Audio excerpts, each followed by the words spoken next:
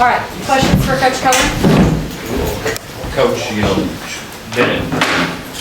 Coach Stu's talked about up and down this year. What was it like for the offense to hit full stride? It seemed like at moments today, especially with Ray and Devin having big games. Yeah, I mean, again, when you don't run many plays and opportunities were thin, and we didn't execute very well early on, but we hit a little bit of a stride at times, right? We did some good things. A 2-play, 80-yard, drive is nice to have a couple of explosives there, or whatever, 75-yard drive, and there's moments, there's flashes. It's still, like we said, not consistent enough, not where we're hoping to be, but some moments that really allowed us to go finish a football game, right? We were able to finish a football game running the ball, and that was something that we obviously struggled to do for the majority of the day.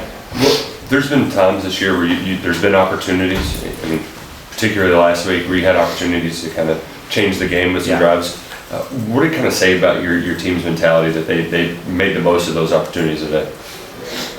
Some resilience, I guess, right? There's a little bit of resilience in there. There's some toughness. I looked at our quarterback. I was back down on the sidelines, for the first time in a long time, and to be able to look at those guys in the eye at times was a proud moment. Like, it felt good. Even when we throw a catastrophic pick, and he never wavered. He comes back and throws a seam down the field to Barryon, and you just look at the kids in their eyes, and you can feed off them, and I'm kind of kicking myself for not doing that more often. Liam, you talk about that pass to Barryon. Coach talked about it and said there was a moment where you guys are like trying to decide, do we make it third man or run the ball, or do we just do it? And he said y'all kind of had a moment like, let's do this. Yeah. Talk about the confidence it takes to have in Leary and Brown in that moment. Yeah, for whatever you say, it hasn't been perfect, but there have been, like we've said, moments of really high quality football.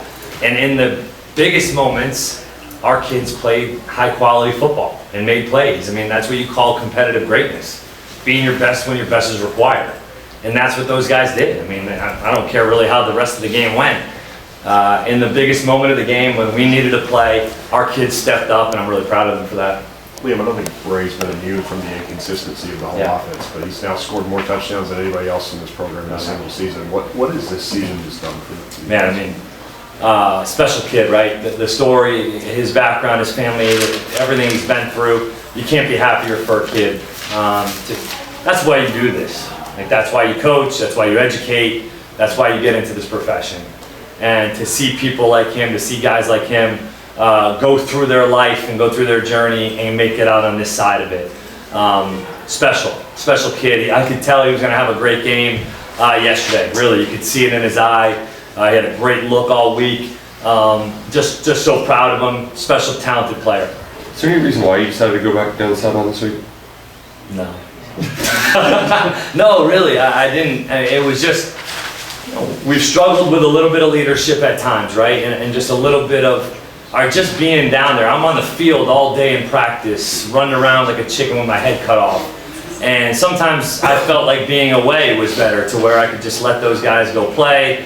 Don't look at me, don't think about me. And just this morning woke up and just like, I'm going down. And it's actually something my dad's been telling me to do for quite some time now. Liam, was it a coincidence that after Louisville threw a touchdown pass to a former UK player, that you dialed up a pass for a guy from Louisville? Right.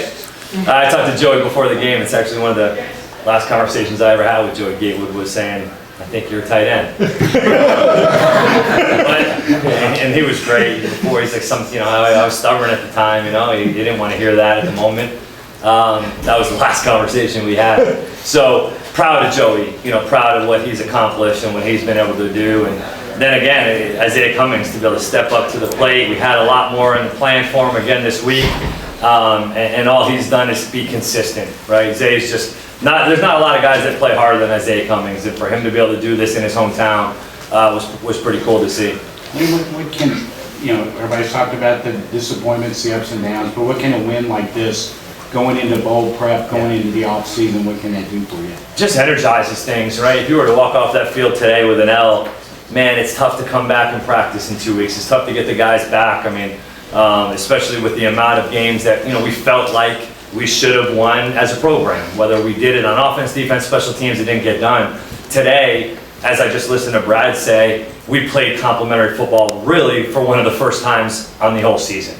Offense, defense, special teams, contributing to the win, contributing to some issues, but also coming back and helping each other and being there for each other. It makes going into bowl prep and recruiting and this kind of small little off season, I guess you could say, we have going into this prep a lot more fun.